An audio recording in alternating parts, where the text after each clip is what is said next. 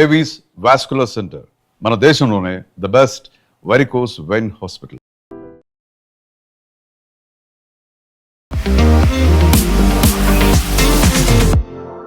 నమస్తే, నేను Kavitha. Welcome to I dream news and నిజాలు. ఇరాన్ మీద అమెరికా, ఇజ్రాయెల్ సంయుక్తంగా చేస్తున్నటువంటి దాడులు 30వ రోజు కంటిన్యూ అయ్యాయి. ఇప్పుడు సెకండ్ మంత్లోకి ఎంటర్ అయిపోయింది. ఈ నేపథ్యంలోనే ఇప్పటిదాకా ఆర్మీ ఎంటర్ అవ్వలేదు, but army boots on the ground అక్కడ భూతల దాడులకు కూడా సిద్ధమయ్యాము అంటూ అమెరికా అనౌన్స్ చేసింది. వీఆర్ వెయిటింగ్, మేము ఎప్పటి నుంచో ఎదురు చూస్తున్నాం, మీరు రండి, ఇక్కడ ఉన్నటువంటి సముద్రంలో షార్క్లకి ఆహారంగా మారండి అనేటువంటి ఒక మాటని ఇరాన్ కూడా చెప్తోంది. నెక్స్ట్ ఏం జరగబోతోంది? ఇప్పుడైతే మధ్యవర్తిత్వం వహిస్తున్నాయి పాకిస్తాన్, టర్కీ, ఈజిప్ట్. ఆ తర్వాత సేమ్ టైం యుద్ధానికి కూడా సిద్ధమవుతున్నాయి రెండు దేశాలు. నెక్స్ట్ మనతో పాటుగా ఉన్నారు సీనియర్ జర్నలిస్ట్ సురేష్ కొచ్చతిల్ గారు. సార్ నమస్తే. సో 30 days కంప్లీట్ అయిపోయాయి, ఇప్పుడు మళ్ళీ సెకండ్ మంత్లోకి ఎంటర్ అయ్యింది. ఎలా ఉంటుంది పరిస్థితి అసలు? అదే ఎవరికి అర్థం కావట్లేదు. ట్రంప్ ఏమో అన్నారు, ముందు మీకు గుర్తుంటుంది, యుద్ధం అయిపోయిందన్నారు. తర్వాత అన్నారు లేదు, యుద్ధం ఇంకా కొనసాగుతుందన్నారు. మాకెవరు అక్కర్లేదు, మేమే గెలిచేసామన్నారు. తర్వాత అన్నారు కాదు, నేటో అలయన్స్ ఎక్కడ ఉన్నారు, ఎందుకు రావట్లేదు అన్నారు. ఆయన కాంట్రడిక్షన్ చేస్తున్నారు. దీన్ని కొంతమంది అమెరికన్ సైకాలజిస్ట్ ఏమంటున్నారంటే ఆయన ఒక టాక్టికల్ పొజిషనింగ్ తీసుకుంటున్నారు. ఒకరోజు ఒక చెప్తే నెక్స్ట్ ఇంకో రోజు ఇంకోటి చెప్తే ఎనిమీ కన్ఫ్యూజ్ అయిపోతారు. అంటే ఇరాన్ కన్ఫ్యూజ్ అయిపోతున్నా, ఈయన ఏం ప్లాన్ చేస్తున్నాడు. పాకిస్తాన్లో కూర్చొని మాట్లాడుతున్నా అంటారు, అందరు ఉన్నారు కానీ ఇరాన్ లేరు, ఎవరితో మాట్లాడతారు? మళ్ళీ ఇరాన్ దగ్గర వెళ్ళి మాట్లాడడానికి ఎవరికి దమ్ము లేదు ఇప్పుడు. బేసిక్లీ ఈవెన్ పాకిస్తాన్ భయపడుతున్నారు. ఎందుకంటే రేపు ఏదైనా జరిగింది అనుకోండి, విచ్ ఇరాన్ మీద దాడి జరిగింది, పాకిస్తాన్ మీద దాడి చేస్తారు ఇరాన్. ఎందుకంటే మీరు అమెరికాని ఆపలేకపోయారు, దానికోసం మీ మీద దాడి చేస్తున్నారని చెప్పి. మనం ఇవాళ చూసాం, 2 మేజర్ అల్యూమినియం ప్లాంట్స్ మీద అటాక్ చేశారు, యూఏఈలో ఒకటి. అంటే ఇప్పుడు ఏం వార్ ఒక ఎకనామిక్ వార్గా మారిపోతుంది.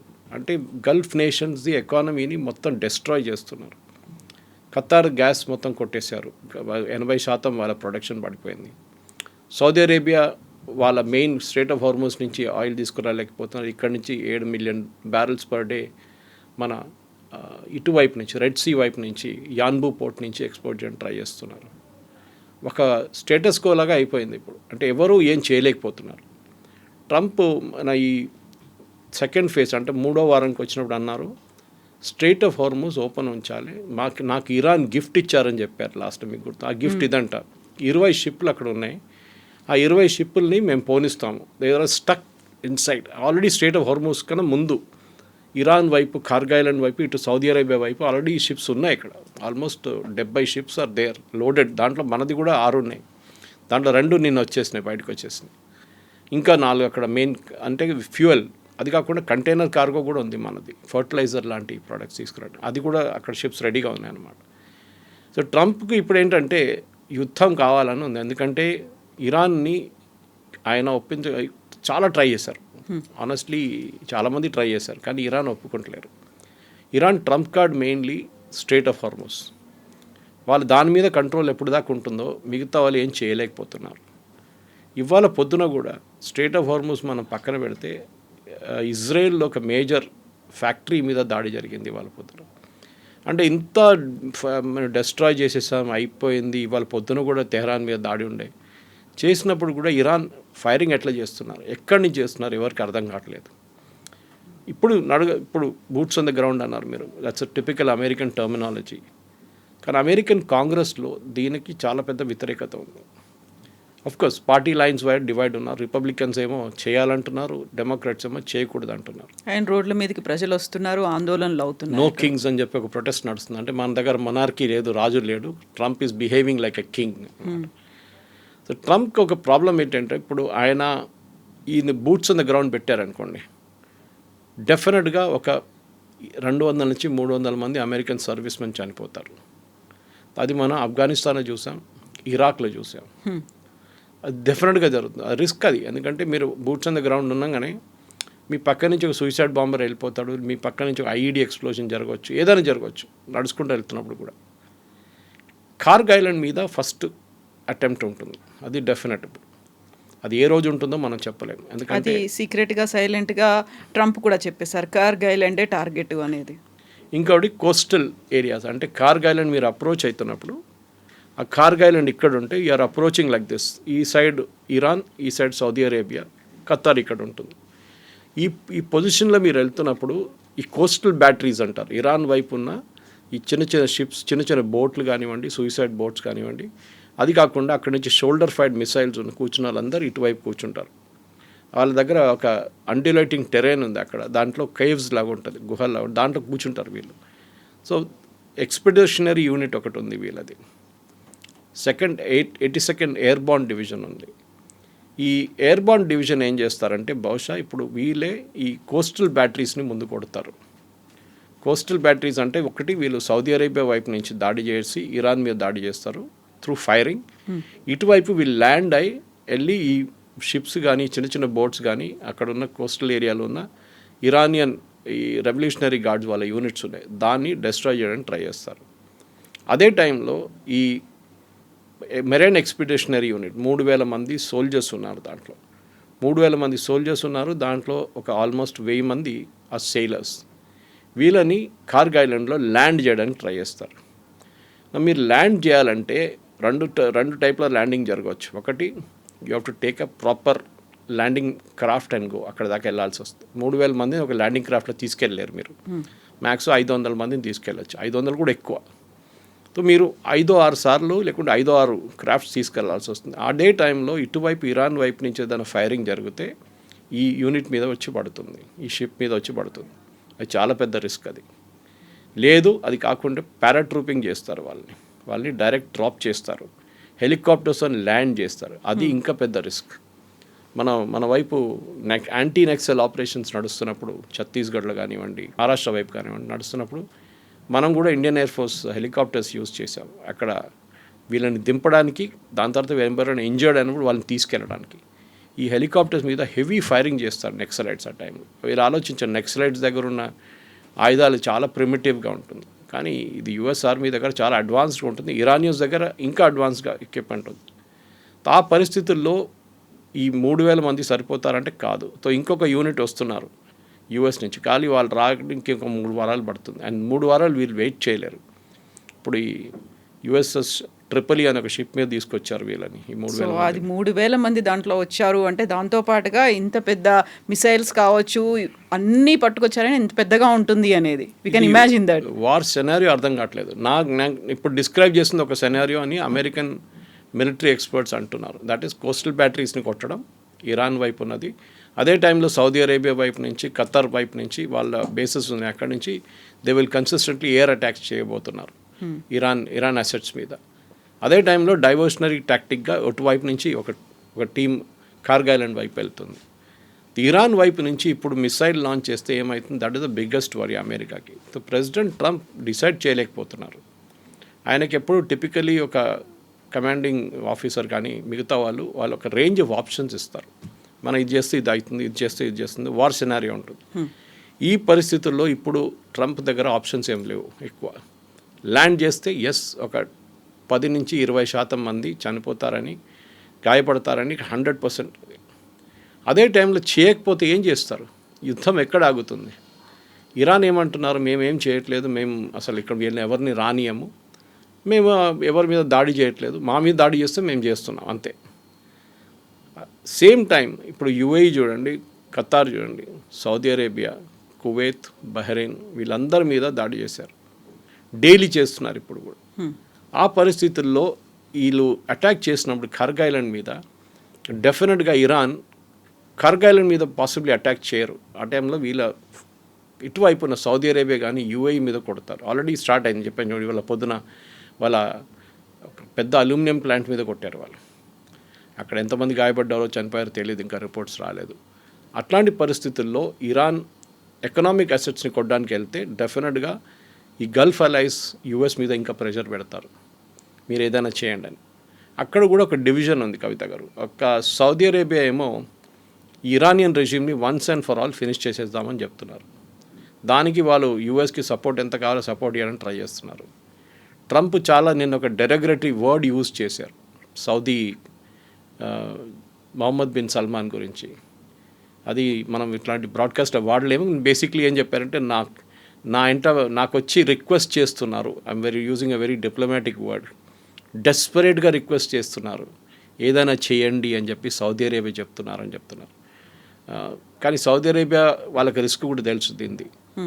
వాళ్ళ ఎకనామిక్ అసెట్స్ మీద కొడితే మళ్ళీ వాళ్ళకు ఖతార్ లాగా వాళ్ళకు కూడా ఒక 5 సంవత్సరాలు పడుతుంది రికవర్ కావడానికి.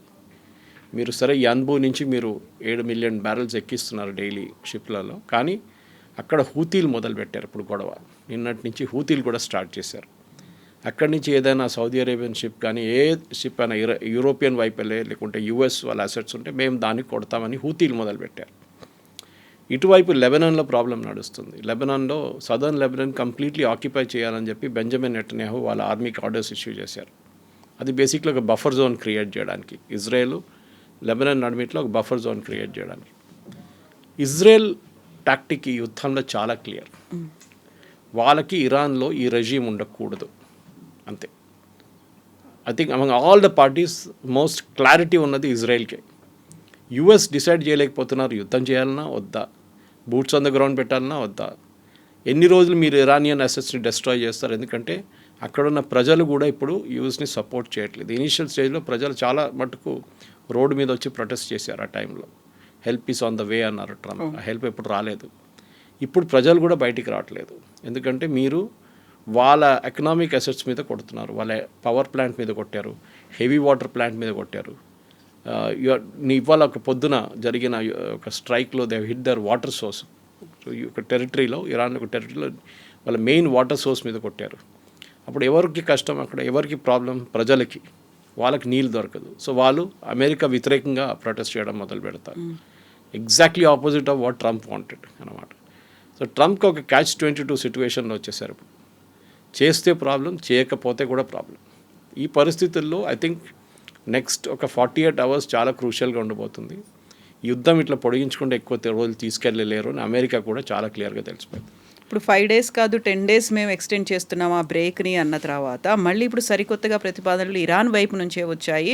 5 ప్రతిపాదనలు పెట్టారు ఈ సీజ్ ఫైర్ కోసమో లేకుంటే ఎండ్ కార్డ్ ఇవ్వడానికి అనే దాంట్లో. ఇందులో మళ్ళీ పాకిస్తాన్ ఉంది, టర్కీ ఉంది, ఈజిప్ట్ కూడా మధ్యవర్తిత్వం వహిస్తున్నాయి, ఇంక్లూడింగ్ సౌదీతో అనే మాట. ఎక్కడి దాకా వెళ్తుంది అనుకున్నప్పుడు ఇవన్నీ అవుతున్నాయి, డిస్కషన్స్, మీడియేషన్స్ ఇవన్నీ అవుతున్నప్పుడే మళ్ళీ బూట్స్ ఆన్ ద గ్రౌండ్ పంపిస్తున్నారు అంటే డౌట్ఫుల్గా ఉంది. ఎందుకంత డ్యూయల్ నేచర్ ఉంది, డ్యూయల్ స్టాండర్డ్స్ ఎందుకున్నాయి ట్రంప్ దగ్గర అనేది. కరెక్ట్, అదే ప్రాబ్లం. నేను చెప్పాను చూడండి, ట్రంప్ బోత్ వేస్ ఆయన ఇంగ్లీష్లో అంటారు బిట్న రాక్ అండ్ హార్డ్ ప్లేస్ అని. ఆయనకు అర్థం కావట్లేదు ఏం చేయాలని. ఇప్పుడు ఆయన బూట్స్ ఆన్ ద గ్రౌండ్ పెడితే చాలామంది చనిపోతారు. అమెరికాలో అది చాలా సెన్సిటివ్ ఇష్యూ.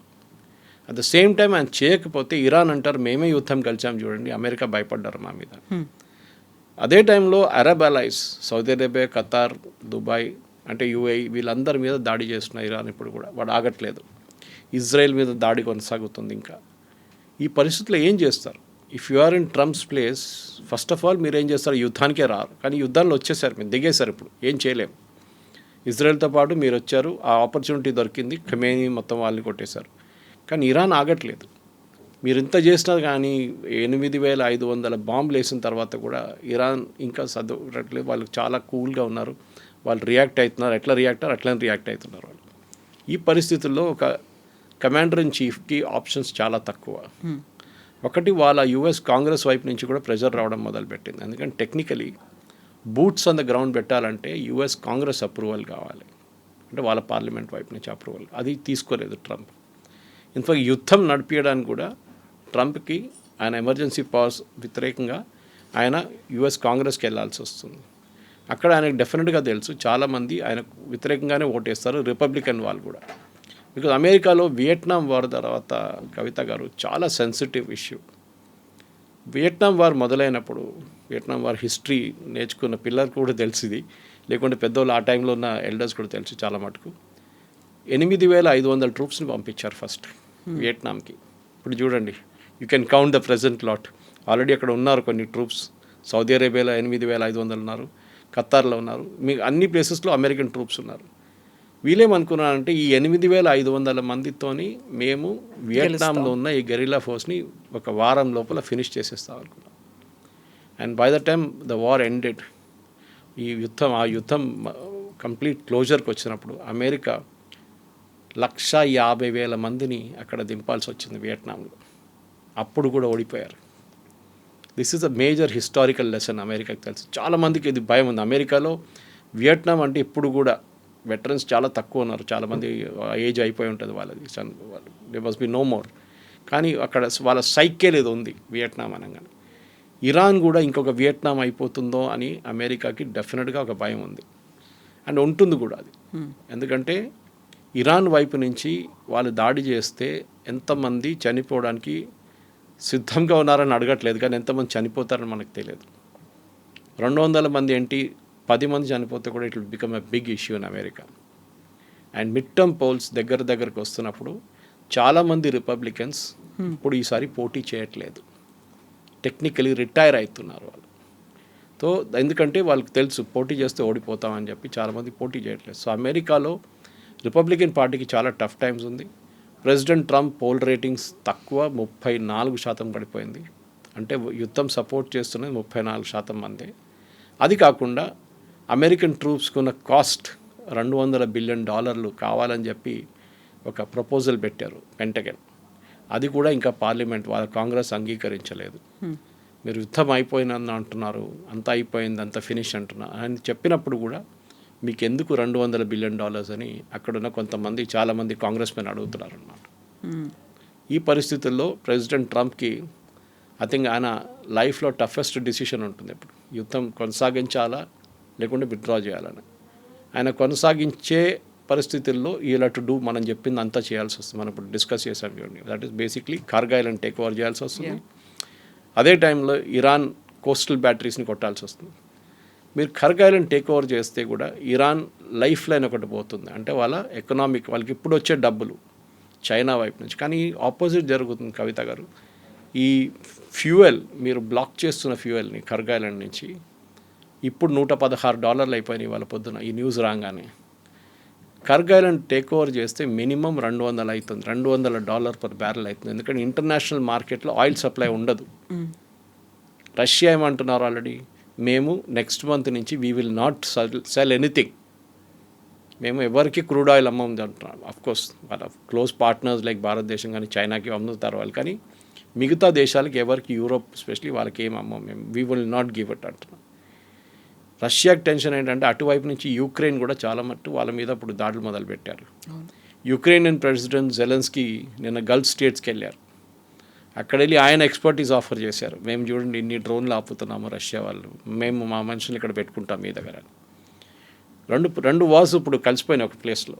రష్యా ఏమంటున్నారు, రష్యా ఇరాన్ దగ్గర నుంచి ఒక 5 సంవత్సరాల ముందు 4 సంవత్సరాలు కూడా ఉండొచ్చు, షహీద్ డ్రోన్స్ తీసుకున్నారు చాలా మటుకు.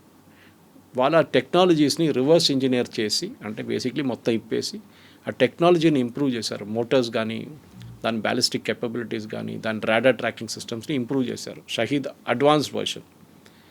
అది ఒక 50,000 డ్రోన్స్ ప్రతిరోజు రష్యా తజికిస్తాన్ వైపు, ఇక్కడ అజర్బైజాన్ వైపు నుంచి టు ద ల్యాండ్ రూట్ పంపిస్తున్నారు ఇరాన్కి.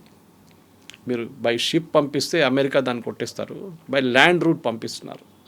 ల్యాండ్ రూట్లో మీరు బాంబ్ చేస్తే, స్పెషలీ అజర్బైజాన్లో ఉన్నప్పుడు బాంబ్ చేస్తే అది పెద్ద డిప్లొమాటిక్ ఇన్సిడెంట్ అయిపోతుంది. దానికోసం ఏం చేయలేక దాన్ని హ్యూమానిటేరియన్ ఎయిడ్ అని చెప్పి పంపిస్తున్నారు రష్యా. ఓకే, దాన్ని కూడా మీరు కొట్టలేరు, యూ కెనాట్ బాంబ్ ఇట్. ఇరాన్కి కొత్త కన్సైన్మెంట్ వచ్చిందనుకోండి, వాళ్ళు మళ్ళీ మొదలు పెడతారు ఫైరింగ్. ఈ పరిస్థితుల్లో లిటరలీ ట్రంప్ ఎందుకు యుద్ధం అనేది ఆయన ఇప్పుడు ఆలోచిస్తుంటాడు. ముందుకెళ్తే చాలా పెద్ద ప్రాబ్లం ఉంటుంది. చేయకపోతే ఇరాన్ ఏమో స్ట్రెయిట్ ఆఫ్ హార్మోస్ మీద కూర్చుంటారు, వాళ్ళు దాని నుంచి ఒక్క షిప్ని కూడా వాళ్ళ పర్మిషన్ లేకుండా పోనీయారు. ఇప్పుడు ఆపేస్తే రీజన్ ఏం చెప్పాలి అనేది కూడా, దానికి కూడా ఒక పెద్ద స్ట్రాటజీ అనేది ఉండాలి కదా. లేదు, మీరు అమెరికన్ న్యూస్ ఛానల్స్ చూస్తే అక్కడ ఉన్న చాలా మటుకు CNN కానీ మిగతా న్యూస్ ఛానల్స్ అందరూ దీని వ్యతిరేకంగానే మాట్లాడుతున్నారు. ట్రంప్ అదే అంటున్నారు. ఆయన నిన్న కూడా ప్రెస్ కాన్ఫరెన్స్లో కానీ ఎయిర్ ఫోర్స్ వన్లో అదే చెప్పారు, ఏంటంటే మేము యుద్ధం గెలిచేసాము, అయిపోయింది, వీ ఆల్ నో ఇట్, అంటే మన అందరికి తెలుసు. కానీ ఇక్కడ కొన్ని ఫేక్ న్యూస్ ఛానల్స్ ఉన్నాయి, CNN కానీ ABC కానీ న్యూయార్క్ టైమ్స్ కానీ వీళ్ళే అంటున్నారు మేము ఓడిపోయాం అంటున్నారు. మేము ఓడిపోలేదు, మేము గెలిచాము. మీరు గెలిస్తే మీరు రిటర్న్ వచ్చేసేయచ్చు కదా, అయిపోయింది కదా వార్, ఇంకేం చేయక్కర్లేదు, just say withdraw all your troops. కానీ మీరు ఎందుకు వెళ్ళారు అక్కడ? మీరు వెళ్ళింది బేసిక్లీ యురేనియం కోసం. యురానియన్స్ దగ్గర ఉన్న యురేనియం తీసుకొని అది ఎక్కడైనా సేఫ్ కస్టడీలో పెట్టాలని మీ ప్లాన్ ఉండే. దాని యుఎన్ ఏజెన్సీ లాంటి ఇంటర్నేషనల్ అటామిక్ ఎనర్జీ ఏజెన్సీని వాడుకొని వాళ్ళ వైపు నుంచి మీరు వాళ్ళని పెట్టి వాళ్ళ దగ్గర ఈ యురేనియం పంపించాలని ప్లాన్ ఉండే. కానీ అది జరగలేదు. ప్రాబ్లం ఏమొచ్చిందంటే ఇప్పుడు ఈ స్పెసిఫిక్ పొజిషన్లో ఇరాన్ వైపు నుంచి ఆ ప్రతిపాదన ఫర్ ఇరానియం గురించి పాసిబుల్లీ 5 కండిషన్స్ పెట్టారు చూడండి వాళ్ళు, దాంట్లో ఒకటి ఇది ఉండొచ్చు. రెండవది స్ట్రెయిట్ ఆఫ్ హార్మోస్ది జాయింట్ కంట్రోల్ అంటున్నారు వాళ్ళు. ఇవాళ దాకా స్ట్రెయిట్ ఆఫ్ హార్మోస్ ఇండిపెండెంట్గా ఉండే, ఎవరికి అక్కడున్న కన్సర్న్ పార్టీస్ ఎవరికి దాని మీద హక్కు లేదు. Saudi Arabia, Qatar, Kuwait, UAE and Iran, వీళ్ళకి ఎవరికి దాని మీద ఇట్స్ లైక్ ఓపెన్ ఒక రివర్ లాగా ఉందన్నమాట, పెద్ద రివర్ సిస్టమ్. ఇప్పుడు వీళ్ళేమంటున్నారు, మా మీద సూయజ్ కెనాల్లో ఈజిప్ట్ ఎట్లా ఫీజు కలెక్ట్ చేస్తారో అట్లనే మేము కూడా ఇక్కడ ఫీజు కలెక్ట్ చేస్తామంటాం, ఒక టోల్ లాగా. కానీ సూయజ్ కెనాల్ అనేది ఒక డిఫరెంట్ ఆపరేషన్ ఆల్టుగెదర్. ఎందుకంటే దాంట్లో చాలా మటుకు వీళ్ళు ఖర్చు చేశారు డబ్బులు సూయజ్ కెనాల్ కట్టడానికి, ఆ డబ్బులు రికవర్ చేసుకోవాలి మన టోల్ లాగా. సెకండ్, అది నడిపించడానికి ఇంకా పెద్ద కాస్ట్ ఉంది. సూయజ్ కెనాల్ నుంచి వెళ్తున్న ప్రతి షిప్ని ఒక ఎంట్రీ పాయింట్ నుంచి ఎగ్జిట్ పాయింట్ తీసుకెళ్ళడం పెద్ద ఒక టెక్నికల్ ఆపరేషన్. అది చాలామంది ఉన్నారు దాని మీద పనిచేసేటోళ్ళు అక్కడ, ఈజిప్షియన్స్, వాళ్ళకి ఖర్చులు, దాన్ని మెయింటైన్ చేయడానికి కొన్ని ఖర్చు. Suez canal cannot be compared with straight of హార్మోస్, అది చాలా చాలా క్లియర్. అదే టైంలో ఇరాన్కి చాలా క్లియర్గా తెలుసు వాళ్ళ దగ్గర ఉన్న అన్నిటికంటే పెద్ద ట్రంప్ కార్డ్ ఈ strait of Hormuz. Strait of Hormuz ఏ రోజు ఇరాన్ చేతి నుంచి బయటకు వెళ్తుందో ఆ రోజు ఇరాన్ నెగోషియేటింగ్ పవర్ తగ్గిపోతుంది. వాళ్ళు ఎప్పుడుదైనా దాన్ని ఉంచుకోవడానికి ట్రై చేస్తున్నారు అన్నమాట. అట్ ద సేమ్ టైం వాళ్ళ పక్కన ఉన్న neighbours, Saudi Arabia especially, Saudi అరేబియాకి చాలా కోపం ఉంది ఇరాన్ మీద. వాళ్ళకి ఏంటంటే ఇరాన్లో ఒక రెజీమ్ చేంజ్ తీసుకురావాలంటున్నారు. కానీ ఈ రెజీమ్ చేంజ్ ఎవరితో చేపిస్తారు మీరు? ప్రెసిడెంట్ ట్రంపే అంటున్నారు మేము మాట్లాడుతాం అనుకున్నారు, మాట్లాడడానికి రెడీగా ఉన్నాం, సిద్ధంగా ఉన్నాం, వాళ్ళు కూడా ఉన్నారు. కానీ వాళ్ళ వైపు ఎవరితో మాట్లాడాలనుకున్నా వాళ్ళని చంపేశాం మేమంటున్నారు. ఎందుకు చేశారు మళ్ళీ? If you wanted to talk to Larijani, మీరు ఆయన ఉంచుకోవాలి ఉండే. He would have been the crucial factor negotiation కోసం. మీరు ఆయన్ని ఎయిర్ అటాక్లు చంపేశారు. ఇప్పుడు ఎవరున్నారు మాట్లాడడానికి? ఇరానియన్ స్పీకర్ పార్లమెంట్లో ఉన్నారు. ఆయన అంటున్నారు no we will not negotiate. Iranian president మాట్లాడలేదు. వాళ్ళ వైపు నుంచి ముస్తఫా అయితే ఆయన ఉన్నాడో లేదో తెలియదు, ఇవాళ ఒక స్టేట్మెంట్ ఇష్యూ చేసిండు ఆయన, రిటర్న్ స్టేట్మెంట్ వచ్చింది, ఆడియో కానీ వీడియో కానీ లేదు, ఆయన ఉన్నాడా లేదా అనేటువంటి డౌట్లు వినిపిస్తున్నాయి. ఇట్లాంటి పరిస్థితుల్లో ఆపోజిట్ టేబుల్ ఎవరు ఉంటారు? అదే నేను స్టార్టింగ్లో మీకు చెప్పాను చూడండి, పాకిస్తాన్లో పీస్ టాక్స్ అంటున్నారు. కానీ the most crucial element Iran ఎక్కడున్నారు? ఎవరు వస్తారు అక్కడికి? ఎవరు రారు కూడా. Nobody will come to Pakistan. సరే ఇరానియన్ అక్కడికి వెళ్ళి పాకిస్తాన్ వాళ్ళు వెళ్ళి మెసేజ్ కన్వే చేసి కూడా ఇరాన్ పట్టించుకోవట్లేదు. వాళ్ళ కండిషన్ చాలా క్లియర్. అమెరికాని ప్రొవోక్ చేస్తున్నారు వాళ్ళు, మీరు మీ ట్రూప్స్ని పెట్టండి గ్రౌండ్లో. అది ఎన్ని రోజులు వీళ్ళు ఒక చెస్ గేమ్ లాగా ఆడుతున్నారు. ఇది ఎన్ని రోజుల దాకా మీరు చేస్తారో మేము చూస్తాం. కానీ మీరు the day you bring boots the ground, ఆ రోజు మీ మీద వీ విల్ ఏం చెప్పారు, we will have fire like hell on you అన్నారు. అది ఏం జరుగుతుందో మనకు తెలియదు, కానీ ఇరాన్ దగ్గర ఎంత కెపాసిటీ ఉందో మనకు తెలియదు. కానీ ఓవరాల్గా కవిత గారు, the problem now is international లెవెల్లో ప్రతి దేశం మీద ఇంపాక్ట్ పడింది, ఎస్పెషలీ ఆయిల్ ప్రైసెస్. ఈ యుద్ధం ఇంకా ముందు కొనసాగితే ఆయిల్ ప్రైసెస్ నేను చెప్పిన దాని ప్రకారం 140, 150 అండ్ కర్గ్ ఐలాండ్ టేక్ ఓవర్ చేస్తే డెఫినెట్గా 200కి వెళ్తుంది. It's unsustainable. సస్టైన్ చేయలేరు మీరు ఆ రేట్. ఈవెన్ యూఎస్ కూడా సస్టైన్ చేయలేరు. ఆయనకి డొమెస్టిక్ కంపల్షన్ చాలా ఉన్నాయి. యూఎస్లో ఒకటి వాళ్ళ గ్యాస్ స్టేషన్ ప్రైసెస్ $5 పోయినాయి డీజిల్ ఇప్పుడు పర్ గ్యాలన్, అంటే 3.5 లీటర్స్. పెట్రోల్ కూడా అంతే, సేమ్ గ్యాస్ అంటారు, that also has gone to $4. ఇంకోటి ఫర్టిలైజర్, ఎరువులు చాలా మటుకు 40% యూఎస్కి కావాల్సిన ఫర్టిలైజర్ గల్ఫ్ నుంచి వస్తుంది, ఇదే స్ట్రెయిట్ ఆఫ్ హార్మోస్ నుంచి వస్తుంది. అది రావట్లేదు ఇప్పుడు. అది ఆగిపోతే అక్కడ యూఎస్లో ప్రెసిడెంట్ ట్రంప్కి అన్నిటికంటే పెద్ద ఓటింగ్ కాన్స్టిట్యూన్స్ అక్కడ ఉన్న ఫార్మర్స్. వాళ్ళు ఆల్రెడీ దీని గురించి మాట్లాడుతున్న, వాళ్ళు బ్యాంక్రప్ట్ అయిపోతాం మేము, ఇంకా రాకపోతే మా సోయింగ్ సీజన్ మేము పోస్ట్పోన్ చేయాల్సి వస్తుంది. కొన్ని దేశాలు అయితే ఈ సోయింగ్ సీజన్ వద్దని క్యాన్సిల్ చేసుకున్నారు. మన దగ్గర రబీ కానీ ఖరీఫ్ కానీ ఉంటుంది, అట్లానే వాళ్ళకు కూడా ఉంటుంది. ఒక సీజన్ వాళ్ళు క్యాన్సిల్ చేసేస్తున్నారు. మా ప్రొడక్షన్ మీద కూడా ఇంపాక్ట్ పడుతుంది. అదే టైంలో మన దేశంలో చూడండి, ఇవాళ కూడా ఇఫ్కో వాళ్ళ నుంచి స్టేట్మెంట్ వచ్చింది, మినిస్ట్రీ ఆఫ్ ఫర్టిలైజర్ నుంచి మనకి కావాల్సినంత ఫర్టిలైజర్ మన దగ్గర ఉంది, ప్రాబ్లం లేదు. 2 క్రాప్స్ కాదు 3 క్రాప్స్కి నాకు ఫర్టిలైజర్ మన దగ్గర ఉంది, మిగతాది కావాలంటే మనం తెచ్చుకుంటాం. ఇన్ఫ్యాక్ట్ మనం ఎంత దూరం వెళ్తున్నామంటే దాన్ని కూడా చూడండి, 4000 కిలోమీటర్ దూరంలో ఉన్న అర్జెంటీనా నుంచి మనం ఆయిల్ అండ్ గ్యాస్ తెప్పించుకుంటున్నాం, స్పెషల్లీ గ్యాస్ తెప్పించుకుంటున్నాం. ఇండియన్ కాన్సెప్ట్ నుంచి మనం మోదీ గారు మాట్లాడుతున్నారు, మినిస్ట్రీ మాట్లాడుతున్నారు, we will not use gas only going forward, అది కూడా పైప్ న్యాచురల్ గ్యాస్ వాడాలని. ఇదన్నీ చూసినప్పుడు ఇరాన్ వైపు నుంచి ఇప్పుడు జరిగే ఈ ప్రయత్నాన్ని, రేపు యుద్ధం ఆగిందనుకోండి, situation will take another minimum 2 years, 2 సంవత్సరాలు పడుతుంది మీకు నార్మల్సీకి రావడానికి. అన్ని నెలలు లేకుండా అన్ని సంవత్సరాలు, 2 సంవత్సరాలు తట్టుకోలేరు చాలా నేషన్స్. మలేషియా కానీ, ఇండోనేషియా కానీ, శ్రీలంక, నేపాల్, బంగ్లాదేశ్, వీళ్ళెవరు, ఈవెన్ పాకిస్తాన్ ఇంత పెద్ద టాక్స్ నడిపిస్తున్నారు, పాకిస్తాన్ దగ్గర ఆయిల్ లేదు, వాళ్ళు రేషనింగ్ చేస్తున్నారు అక్కడ.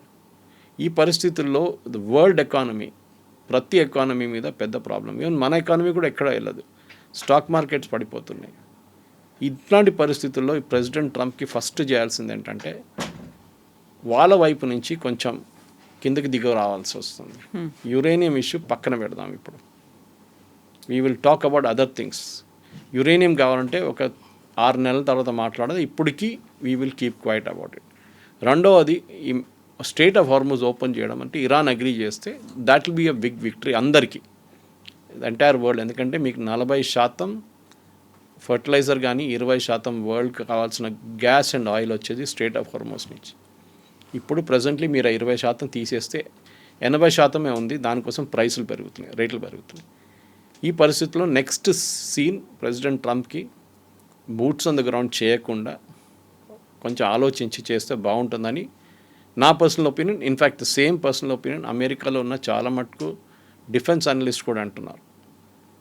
This is a war which is going nowhere. ఇంకా ఎక్కువ అగ్రెసివ్గా వెళ్ళాల్సినటువంటి పరిస్థితులు వస్తాయి, అప్పుడైతే ఆ డ్యామేజ్ కూడా చాలా ఎక్కువ ఉంటుంది. కరెక్ట్, ఎందుకంటే ఇప్పుడు ఆప్షన్స్ ఏముంది, ఒక ఆప్షన్ వార్ కొనసాగిస్తాం, బూట్స్ ఆన్ ద గ్రౌండ్ పెడదాం, కార్గ్ ఐలాండ్ టేక్ ఓవర్ చేద్దాం, ఇరానియన్ కోస్టల్ ఏరియాస్ని కొడతాం. ఓకే, దాంతో ఏమవుతుంది, ఇరాన్ మళ్ళీ అటాకులు మొదలు పెడతారు, సౌదీ అరేబియా మీద దాడి చేస్తారు, యుఏఈ మీద దాడి చేస్తారు, ఖతర్ మీద దాడి చేస్తారు, ఇంపాక్ట్ ఇంకా ఎక్కువ అవుతుంది. కార్గ్ ఐలాండ్ కావాలంటే వాళ్ళు డిస్ట్రాయ్ చేసేస్తారు, మాకు లేదు మీకు కూడా ఉండకూడదు అని చెప్పేసి. అట్లా ఉన్నప్పుడు మళ్ళీ ఆయిల్ సప్లై తగ్గిపోతుంది చాలా మటుకు. ఇది చాలా కృషి. దానికోసం చూడండి, మన యుఎస్ ఎయిర్ ఫోర్స్ వాళ్ళు తీసుకున్నప్పుడు, వాళ్ళు బాంబింగ్ చేసినప్పుడు కార్గ్ ఐలాండ్ మీద వాళ్ళ ట్యాంకింగ్ ఫెసిలిటీస్ని కొట్టలేదు. వాళ్ళు ఓన్లీ ఎయిర్ ఫీల్డ్ ఉంటే కొంచెం డిఫెన్స్ యూనిట్స్ ఉండే అక్కడ, దాని మీద దాడి చేశారు. They didn't touch the oil infrastructure. దానికోసం ఖతర్ మీద కూడా ఇజ్రాయెల్ దాడి చేసి ఖతర్ ఆయిల్ ఫీల్డ్స్ మీద కొట్టినప్పుడు, అంటే ఇరాన్ ఆయిల్ ఫీల్డ్స్ మీద కొట్టినప్పుడు, ఖతర్ మీద దాడి చేసినప్పుడు ఫస్ట్ వార్నింగ్ యూఎస్ అదే ఇచ్చారు ప్రెసిడెంట్ ట్రంప్ ఇజ్రాయెల్ దగ్గర, డోంట్ డూ ఇట్ అగైన్. ఎందుకంటే ఇది చాలా ఇంత పొలిటికల్ హాట్ పొటాటో అంటాం మనం దీన్ని. ప్రతి దేశంలో ఇది ప్రాబ్లంగా మిగిలిపోతుంది. చాలా దేశాలు ఏమంటున్నారు, మాకు దీంతో సంబంధమే లేదు. టేక్ ఫర్ ఎగ్జాంపుల్ మీరు ఒక ఇండోనేషియా లాంటి దేశం తీసుకు, వాళ్ళకి సంబంధమే లేదు దీంతో, వాళ్ళ మీద ఇంపాక్ట్ ఉంటుంది. అక్కడ ఫైనాన్షియల్ ఎమర్జెన్సీ డిక్లేర్ చేస్తారు. ఫిలిప్పీన్స్ కూడా అంతే. ఎన్ని రోజులు తట్టుకుంటారు అక్కడ. టూరిజం సెక్టర్ దెబ్బతిన్నది. దుబాయ్లో the entire tourism sector is dead. Super మార్కెట్లో తినడానికి వస్తువులు లేవంట అక్కడ, అంటే కొనడానికి మీకు వెజిటబుల్స్ కానీ, ఫ్రూట్స్ కానీ, సీరియల్స్ కానీ ఏం లేదంట అక్కడ, ఎంటీ అయిపోతుందంట. Because they don't produce anything, బయట నుంచి తెప్పించుకోవాలని.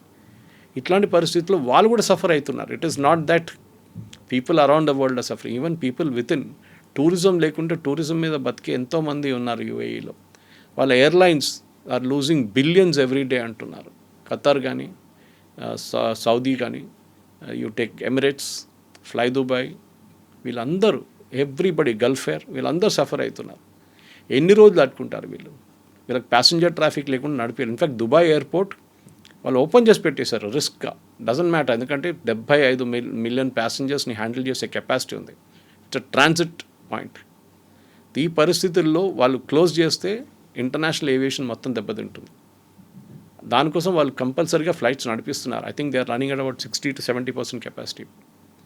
కానీ ఎన్ని రోజులు ఒక నార్మల్సీ రావాల్సిందే కవిత గారు. దానికోసం యుఎస్ ఒక ఫ్రెష్ యాటిట్యూడ్తో తీసుకొచ్చి పాసిబ్లీ మార్కో రూబియో కానీ జేడీ వ్యాన్స్ని తీసుకొచ్చి ఒక సెన్సిబుల్గా కూర్చొని మాట్లాడి ఇరాన్ దగ్గర through a third party, Iran directly మాట్లాడరు యూఎస్తో, సో థర్డ్ పార్టీని తీసుకొచ్చి పాకిస్తాన్ కాకుండా Egypt might be a good choice or Turkey also, even Oman for that matter. వీళ్ళని తీసుకొచ్చి మెయిన్ 3 పాయింట్లు, ఒకటి న్యూక్లియర్, రెండవది మిసైల్స్, మూడవది డ్రోన్స్, నాలుగోది రెజీమ్ చేంజ్. కానీ రెజీమ్ చేంజ్ జరగదు ఇప్పుడు. ఇరాన్కి డబ్బులు కావాలి, డెస్పరేట్ ఫర్ మనీ.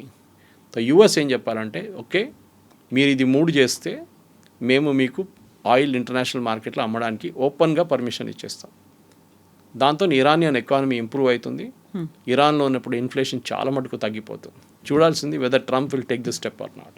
అది చూడాలి మనం. Sir thank you thank you very much. And for more videos, Please subscribe to iDream. Please subscribe to iDream. Please subscribe iDream. And please subscribe to iDream. For more videos, subscribe to iDream. please like, share, and subscribe to the channel. Congratulations, iDream. Subscribe to iDream. Subscribe to iDream. So subscribe to iDream Media. iDream की iDream team अंदर की huge congratulations. Please subscribe iDream Media. Please subscribe to iDream. Subscribe iDream. Please subscribe to iDream. iDream అంటే నా కళల ఛానల్ను subscribe చేసుకున్న నోరు తిరుగుతలేదు, మీరైతే గంట గుర్తు కొట్టండి. For more such videos, please subscribe to iDream. Subscribe to iDream. Please subscribe to iDream. Please subscribe iDream Media. Please do subscribe to iDream. Please subscribe to iDream Media. For best entertainment and information, please subscribe iDream. And don't forget to subscribe to iDream.